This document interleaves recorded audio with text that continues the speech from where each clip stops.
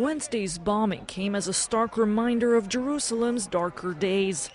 A time when attacks were a regular occurrence in the Holy City, one of the main targets in Israel, especially during the Second Intifada.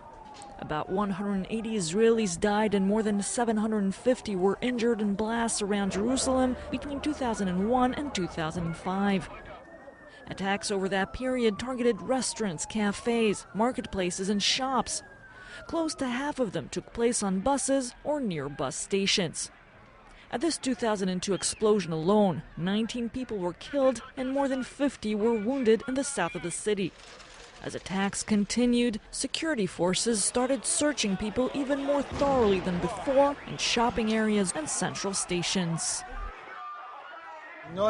In order to stop the attacks, we have to build a fence around the city and search everyone who comes in.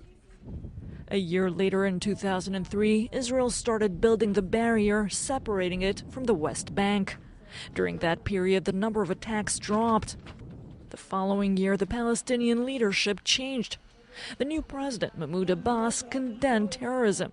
Since then, few attacks were launched from the West Bank.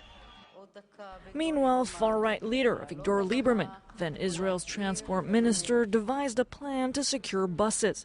By pressing a red button, the driver can close the turnstile to prevent suspicious passengers from boarding a bus, complete with gates at the rear entrance, where the driver can't always keep a close eye on who gets on or off.